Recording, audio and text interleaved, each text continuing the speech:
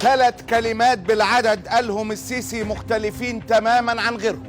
لما خرج وقالهم الناس في مصر استغربت. ناس مين؟ الشعب المصري يعني. قالوا جابها منين؟ الكلمة الأولى كانت أهل الشر والأشرار. الأشرار قوى الشر ديت، لأن أهل الشر شر، يعني أهل الشر يا ساتر على أهل الشر وتخطيطها وترتيبها قدام الأشرار. أهل الشر بيتكاتفوا عليها قوي عشان الشر وأهله قوى الشر ديت. أي أشرار؟ الناس استغربت لأن كلمة أهل الشر أو الأشرار لم ترد في القرآن إطلاقا، إنما أهل الشر موجودة في العهد القديم. إيه العهد القديم ده؟ ده الجزء الأكبر من الكتاب المقدس، بيحتوي العهد القديم على جميع كتب اليهود الخمسة الأولى بما فيهم التوراة. أهل الشر موجودة هناك.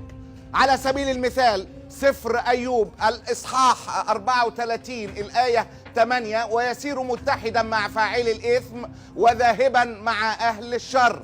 سفر الأمثال الأصحاح 24 الآية الأولى: لا تحسد أهل الشر ولا تشتهي أن تكون معهم.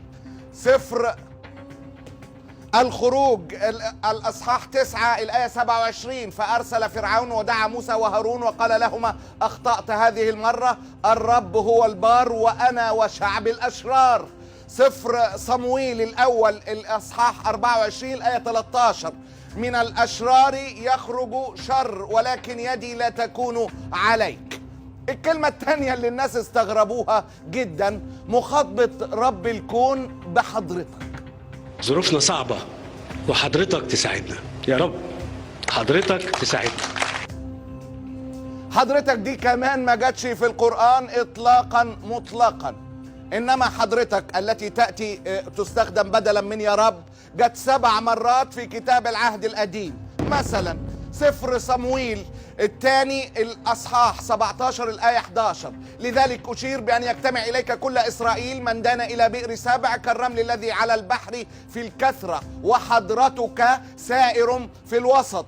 سفر أيوب الإصحاح 13 الآية 20: إنما أمرين لا تفعل بي فحينئذ لا أختفي من حضرتك. سفر أشعياء الإصحاح 64 الآية 2: كما تشعل النار الهشيم وتجعل النار المياه تغلي لتعرف أعداءك اسمك لترتعد الأمم من حضرتك.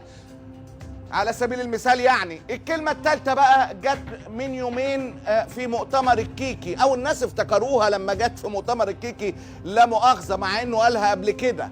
كلمة العوز.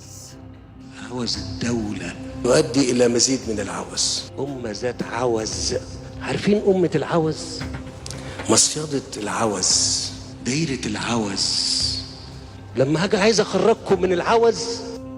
العوز دي كمان ما جاتش في القرآن إطلاقا، إنما جت في العهد القديم برضو. على سبيل المثال سفر أيوب الأصحاح 30 الآية 3: في العوز والمحل مهزولون.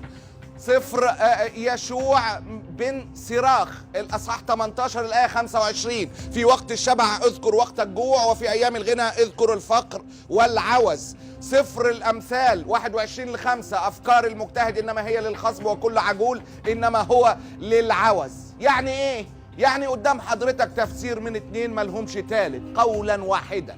لا إما أمه يهودية فعلا وأخواله يهود زي ما ترددت دلائل كثيرة وشواهد لم يتسنى لنا التأكد منها، لا إما بيتصلبط وبيعرض للصهاينة عشان يقول لهم أنا صهيوني الهوى، وينطبق عليه قول خير من مشى على هذه الأرض من تشبه بقوم فهو منهم. يرد البعض ويقول لك وإيه يعني لو طلع يهودي فيها إيه يعني، كلنا مصريين. تمام، بس نبقى عارفين. الله غالب.